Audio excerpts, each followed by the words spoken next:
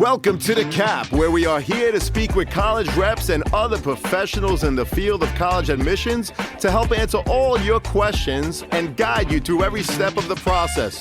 So if you're serious about college admissions, you've come to the right place. Are you ready? Let's talk about it. And now, here's your host, Dr. John Durante. Welcome to The Cap, the College Admissions Process Podcast. I am your host, John Durante, and I am here to introduce you to college admissions representatives and other professionals in the field of college admissions. Our purpose is to serve you, the students and parents, so that you may gain insight straight from the people who ultimately make the decisions. Regardless of whether you will apply to a particular school being highlighted, you should listen to all of the episodes, as each guest will give you tremendous insight and advice on every aspect of the college admissions process, prompting you to come up with your own follow-up questions for when you visit campus or meet with a college admissions representative yourself. Lastly, if you have any questions you'd like me to cover on future episodes or any comments you'd like to share, please email me at collegeadmissionstalk@gmail.com. And don't forget to visit our website at www.collegeadmissionstalk.com. So are you ready? Let's talk about it. Welcome to The Cap, everyone, the College Admissions Process Podcast. I am John Durante, and it gives me great pleasure to introduce you today to Kelly Coffman, who is the Senior Assistant Director of Admissions at the University of Georgia. Kelly, how are you today? Good morning, John. How are you? I am great, and it is so terrific to have you. We're really looking forward to hear about all of the great opportunities that the University of Georgia has to offer. So, Kelly, why don't we start by asking you to simply tell us about yourself and how did you end up as an admissions representative? So I think if you ask any admissions representative, no one will really ever say they dreamed about being this, as a middle school student. I would say it's definitely not a linear path. I went to college and studied education as well as business, ended up working in insurance for a couple years, and I found out that I don't think that was exactly all that I had dreamed of. And so I had the opportunity to work for my alma mater, Georgia Southwestern, as a regional admissions officer in the Atlanta area for about 3 years. And it was a great, I think, segue into the world of admissions. We practiced a rolling admissions process, and I had the opportunity to have a different admissions experience and started with Georgia. And I'm rounding out about my 8th year here at University of Georgia, where we practice a holistic application process and we release decisions at specific points in time. So I definitely think that there's a lot of merit in my experience having worked at multiple universities, and just having the opportunity to share about what makes this place special. Well, that's terrific, and we're all looking forward to hearing all about it. So, Kelly, what does the University of Georgia offer both inside and outside of the classrooms that make it appealing for so many students to want to apply and ultimately attend? Sure. So a little context about the University of Georgia. We're located in Athens, Georgia. Athens, Georgia is about 90 minutes northeast of Atlanta. Jet Setter magazines actually recognize Athens as one of the hippest cities in the South. And jokingly, this means that we have the highest concentration of beards, baristas, and man buns than any other university in the South. But all joking aside, Athens is a really important backdrop to the student experience on campus because of that music and art scene, the creative culture and community that students can experience right across the street from our historic North Campus. Now, beyond the city of Athens, Georgia's a fantastic place too.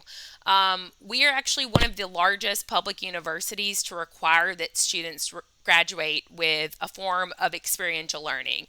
And this is certainly something that you find at smaller liberal arts schools typically that have enrollment closer to 3,000 students, but Georgia has 30,000 undergraduates. Wow. So we're a big place. But we do want to make sure that we provide all of our students, even with that smaller, more intimate type of experience. And so that experiential learning is where students take what they're learning in the classroom and they apply it in real world ways. So Most commonly, we see students applying this through research opportunities. Georgia is a place where students can get involved in research as soon as they set foot on campus. That means as soon as their first year. Students have the opportunity to work alongside world-renowned faculty with that research. They also have the opportunity to travel study on every single continent. Yes, if they wanted to go to Antarctica and study penguin migration, they could. Not a lot of students want to pursue that program, but it's cool to know if you wanted to, you could. And then we see our students landing great internships all over the world. And this is something that we're seeing is enhancing our students' experience and really attributing to that about 93% job placement rate. Wow. Typically, this number was about 98% pre-pandemic, but I think where we are right now, that's still an incredibly strong number. And it's helpful for students and families to know what that return on investment will look like. We're also a place where students can explore majors. And when I say that, we're home to about 200 majors across 18 schools and colleges. So we pretty much have every single major with the exception of nursing. And we have a great tool on our website where students can find out about career paths and what we offer.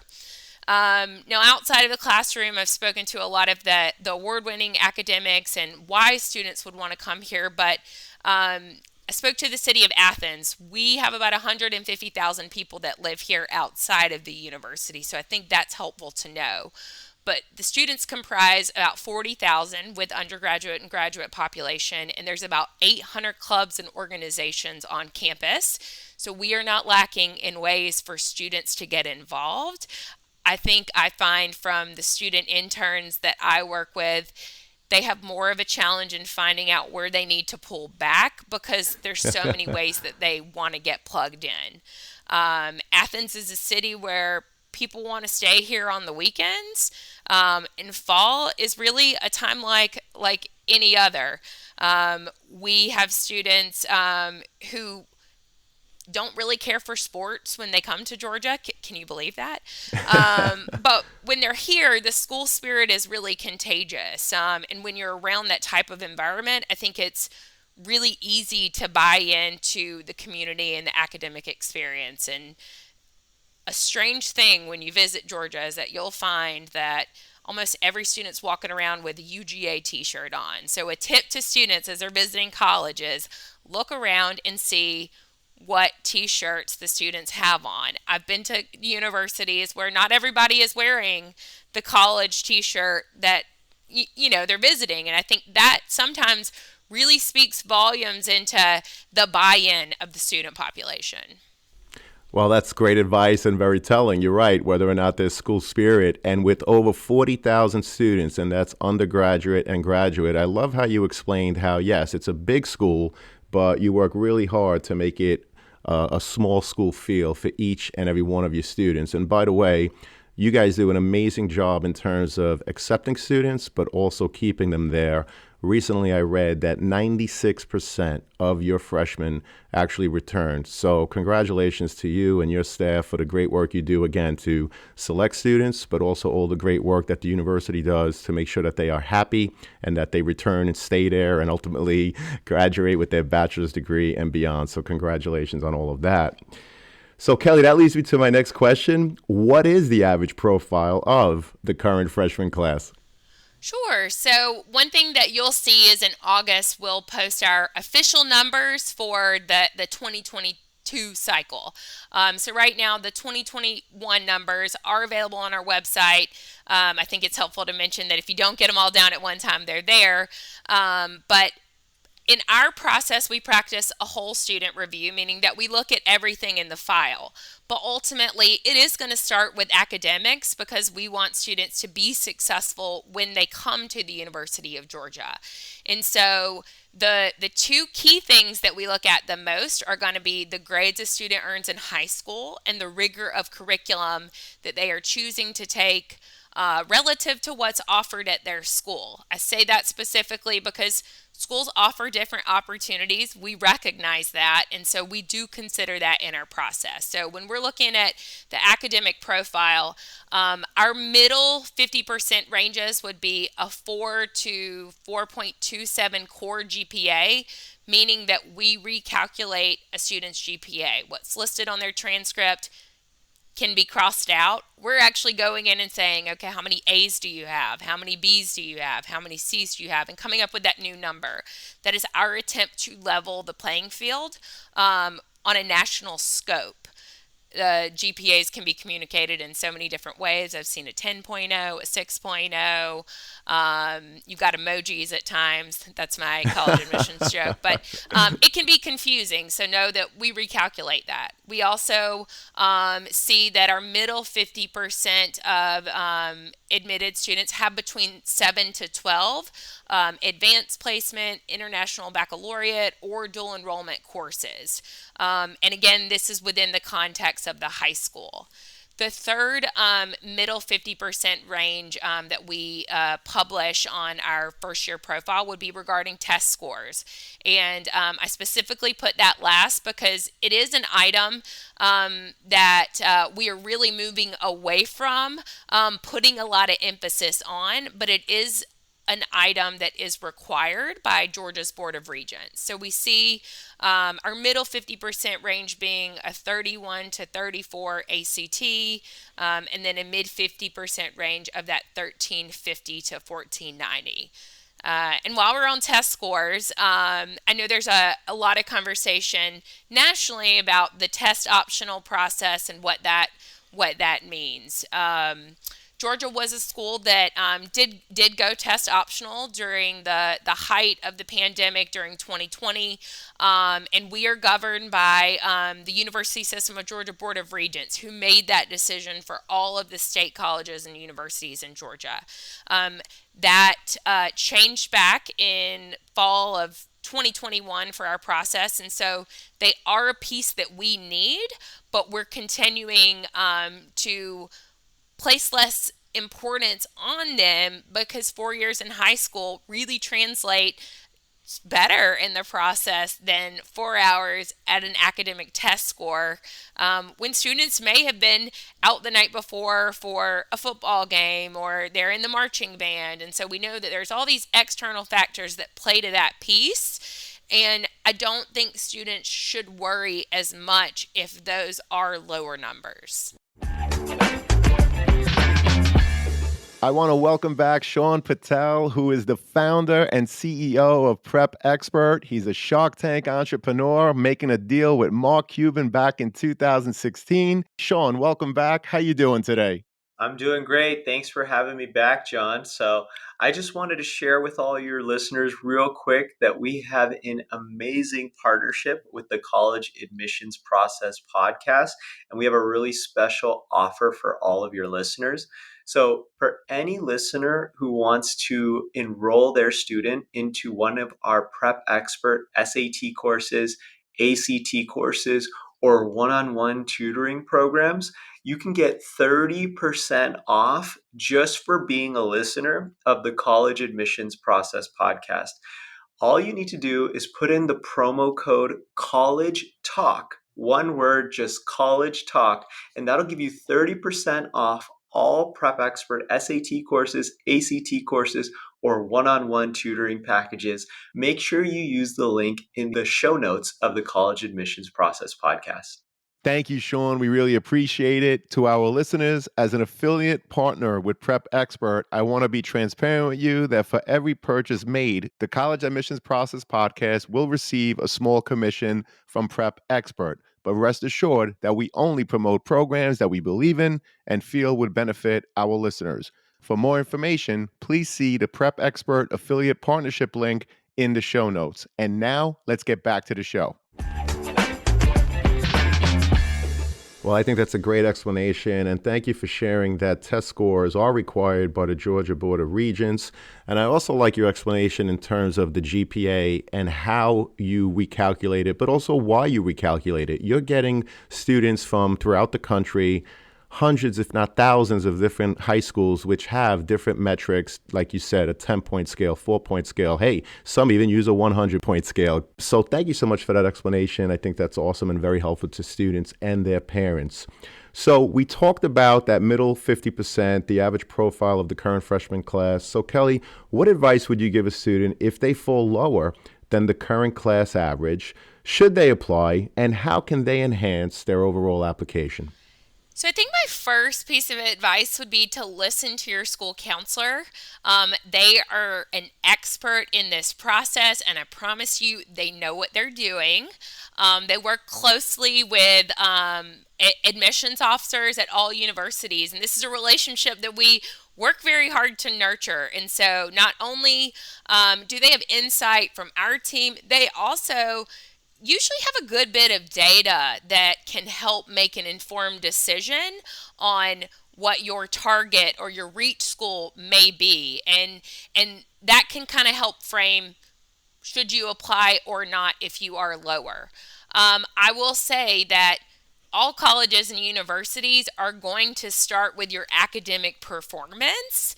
And while other factors will be considered, you got to keep in mind that you go to college to be a college student first. And so I don't ever want to say that you shouldn't apply, but I think you need to be realistic with where you fall compared to a middle 50% profile.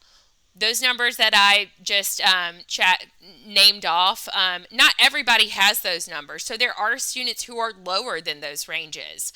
But there are students who had those numbers who were also not admitted. So I think those are pieces to help keep in mind as you're trying to make that decision.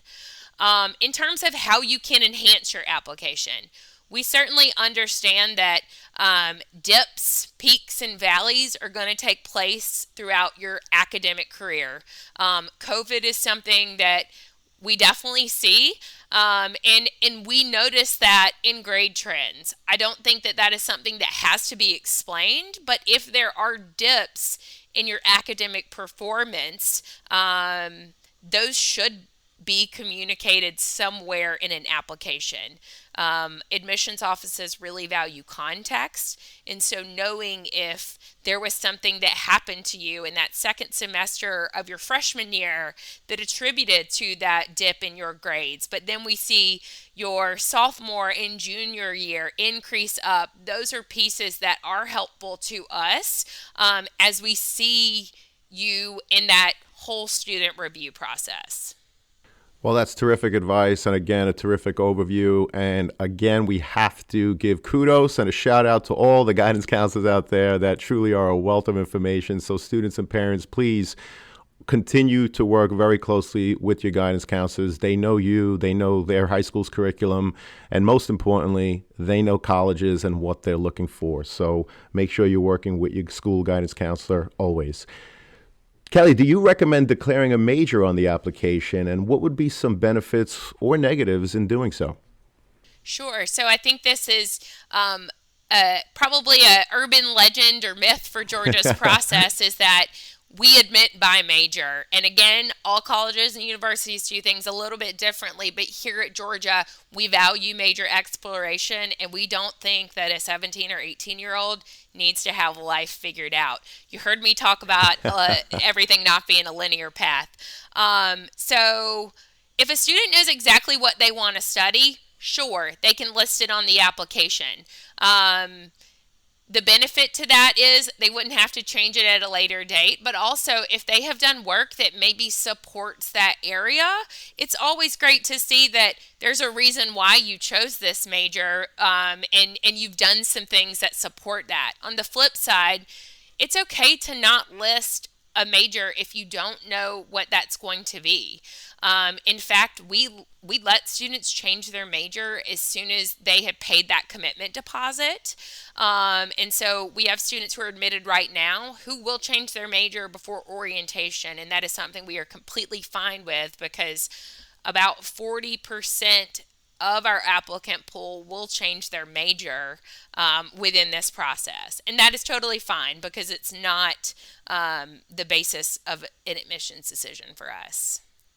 Well, I'm so glad that you shared that statistic. 40% of the students will change their major. I know that a lot of students and their parents are so concerned and worried about what am I going to study? What am I going to major in? And there you are talking about current students and how 40% of them will, in fact, change their major. So that's great insight, Kelly. Thank you so much. And I hope that's helpful to students and their parents. What are the different ways a student can actually apply to the University of Georgia? And are there any benefits to applying either way? Sure. So, Georgia uses an early action and regular decision application.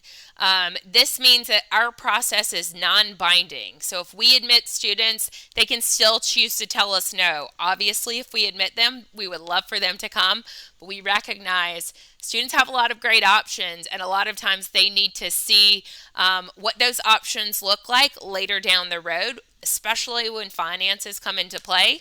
And so, early action and regular decision at Georgia are the same application review process. The only difference is a matter of timing in which a student chooses to submit. So our early action deadline is October 15th. If a student is ready to have all parts of their application reviewed on October 15th, that's a great plan for them. If they are not ready to have all parts of their application reviewed on October 15th, we encourage them to wait and apply regular decision that has a January 1st application deadline. Why would a student choose to wait and apply January 1st? Maybe they want to show first semester grade trends. Maybe they've had a tough time getting into an SAT or ACT test sitting, which is something that we need. Regardless of the reason, we simply want to see students submit their best application. And so if they are ready to have all of those pieces reviewed on that date, then that would be the best plan for them. Well, I think that's great insight in terms of why somebody would go regular decision as opposed to early action, whether it be they have to wait for another SAT or an ACT test. Perhaps they want to share quarter grades. That's terrific insight. Thank you so much again, Kelly. How often should a student visit the campus? And do you actually keep track of such things, whether they're in person or virtual? Sure. So I think one of the questions we get a lot about is I want to show my interest. How many times do I need to visit? Here at Georgia, we do not consider any form of interest. So whether you visit campus 100 times or you visit campus 0 times, it will not impact an admissions decision. We also recognize that not everybody has the opportunity to either drive several hours from your part of the country or get on a plane, and oftentimes that can be challenging and a huge financial commitment. And so know that that is not something that would impact a decision. And in fact, we encourage some students to perhaps wait until they've received an admissions decision before they come visit. If Georgia is where they know they want to really enroll to get that piece when they have that acceptance. Transparently, all colleges are going to keep track of what you attend. It doesn't mean that they're going to use it in an admissions decision, but I know that we keep track of who comes to our events because we need to make sure that these programs are a good use of our time, but they're also serving students in the manner that we would hope so. And so virtual events, we're going to keep that information as well as campus visit experiences. We're going to keep that information too, but we're not going to use it as a basis of your decision. Understood. And so, what are some of the other things that a student can do to make you aware that they, in fact, truly want to attend the University of Georgia? So at Georgia, if you really want to make me aware that you want to come here, all you got to do is apply. I know that sounds crazy, but we've gotten food in the mail. We get cards sometimes. We get handwritten letters. But all of those pieces are not going to be considered. The only information we're going to consider is what is in your application and those required pieces. So if you really want to come to Georgia, all you need to do is submit an application. I love it. Great advice. How about on-site interviews with prospective students? Do you conduct them? If so, what advice would you give to a student preparing for their interview? Sure. So kind of like the visitation process, Georgia also doesn't offer interview for students. Recognize that we have about 40,000 students in our applicant pool. And our entire office, not specific to recruitment team, is about 45 people. And we don't have the means to interview students. And so one of my biggest tips to students applying in our process is to consider your application, your interview. And oftentimes I hear, well, it's harder to put these things into writing. That said, that's the only piece we're going to be able to use. So you want to make sure that you're effectively communicating the things that you want our admissions office to know about you as a student. I think that's really important advice in terms of using the essay to really let the admissions person know what your character is, what your personality is. And it's not an easy thing to do, but that's why students, you need to take time with the essay. Certainly not something that you do in one sitting. You start, you stop, you reflect, you go back to it to give that best view of who you are as a person. Again, your character, your personality, something that is not easily found somewhere else on the application. What are some examples of college essays, Kelly, now that we're talking about college essays, that stuck with you? And when you read them, perhaps you thought, wow, this student really needs to come to the University of Georgia. So for the essays, this can be a tricky part because you may want to tell us about how much you want to come here, or you may reshare information that's in your application. But a really good thing to consider when writing your essay is to A, know your audience, but B, use this as a place to share new information in your application where you're not exactly sure where it may fit. When I think about some of the most memorable essays, those are ones that I can tell that this is truly specific to this student, and it is an experience that could not be replicated. They took some time to reflect on themselves, and this is going to sound a little bit quirky, but one of the most memorable essays that I recall was a student who was doing well in all the other areas, but really kind of honed in on her weirdness, I'm going to call it that, and wrote about her love of shrimp. She liked shrimp all different ways. Her mom had an extra refrigerator for shrimp. She had shrimp t-shirts. She liked it scampi, fried, grilled. And the topic was, tell us something interesting or amusing about yourself that, may not be, that we wouldn't know otherwise. And she nailed it. No, this was not something that, students may think of as being something college admissions officers want to read. But what we want to see is who you are as a student. And so a tip would be don't write about what you think we want to hear. Write truly what is specific to you and what makes you special, cool, and interesting. Even if it is something like loving shrimp, the student wrote the essay really well, and I learned something new about them. So that's fantastic. And for whatever it's worth, Kelly, I love shrimp too. So that's fantastic. Well, thank you so much for that insight. What about teacher letters of recommendation? What are you looking for to help get a better picture of the candidate? And are there, again, examples of letters that really stuck out and made an impression on you? This is a really great question because oftentimes teacher recommendation letters, we get the question of, can I send more? How many do you require? Georgia has a teacher recommendation as being optional. While we want one, I want to emphasize on the reason why it is optional is because we recognize teachers have a lot on their plate. And let's say at the end of the day, that was the one piece that an applicant was missing. We would not want to penalize a student for not having that one piece. So recognize that is the reason why it is optional. While we would like to see one, we want to see a teacher recommendation letter from somebody who knows you in the classroom, not that knows you in the community, that knows your involvement. They know you and your capability as a student in their classroom. Typically, junior teachers see a lot of growth in their students as that's a time period where there is a lot of growth for a student in the classroom.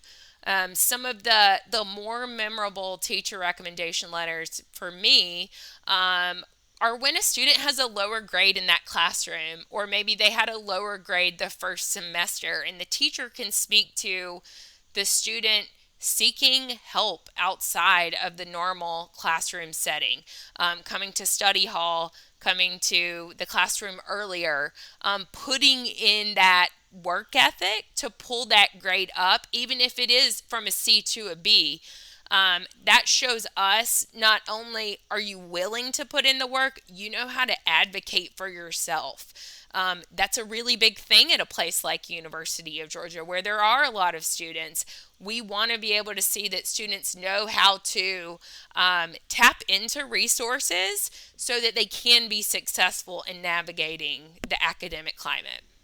Well, that's great insight for students, parents, but also for teachers. And you're right, teachers definitely have a lot on their plate. So we want to give a shout out to all of our teachers. We love what you do, and we appreciate all the great things that you do for the students and parents. So thank you to all the teachers. Kelly, what about students that may have had an IEP or a 504 in high school? You know, they come to the University of Georgia. What services do you provide to help make sure that they succeed? Sure. So Georgia has a really helpful disabilities resource center that has a lot of information on their website on what that would look for students with documenting learning disabilities. One of the first steps after you're admitted is they will ask for that information to be submitted so they have it on hand. But then they're also going to be able to connect you with all the resources to help you be successful at Georgia. Maybe it is you need help taking notes in a classroom, you need additional time on testing, whatever that may be.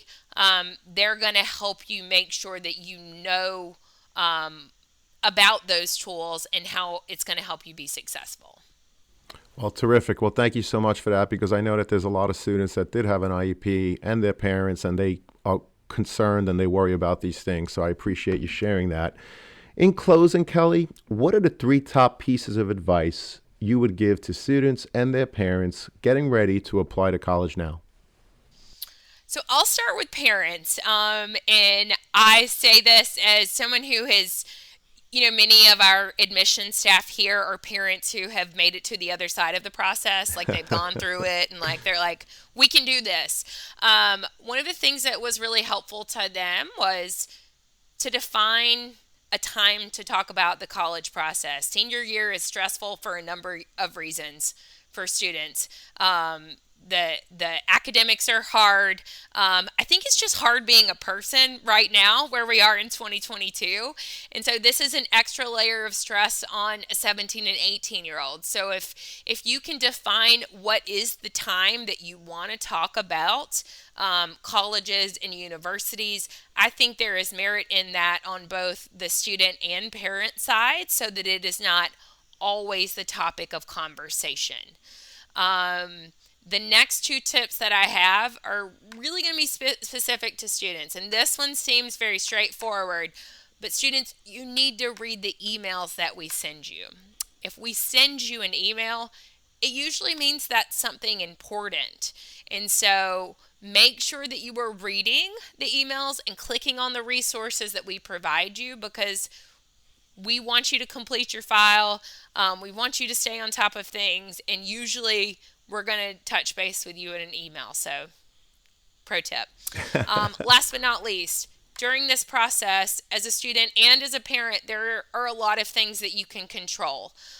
There are also a lot of things that you cannot control, like the decisions that admissions offices and universities are going to make. We have institutional goals that we sometimes have to meet that have nothing to do with the student going through the process. And so know that there are things that are going to be within a student's control, and that is doing well in high school, doing well in the classes, doing their best in submitting their application.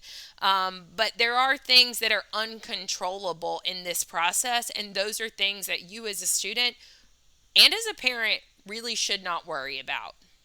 Well, I think that's great advice. Control what is in your power to control, such as putting your best foot forward, with grades and co-curricular activities, and leave the rest up to the admissions office. And ultimately, every student will end up in the college or university that is best suited for them. Kelly, I can't thank you enough for the insight, for your time. We really appreciate it. It was fantastic hearing all about the University of Georgia. I hope to have you on the show again. Thanks so much.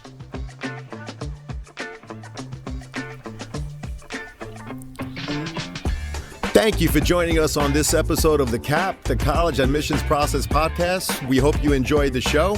If you did, please don't forget to tell a friend. And follow us on Facebook, Instagram, Twitter, and wherever you listen to your podcasts. I am your host, John Durante, and I look forward to seeing you on the next episode of The CAP.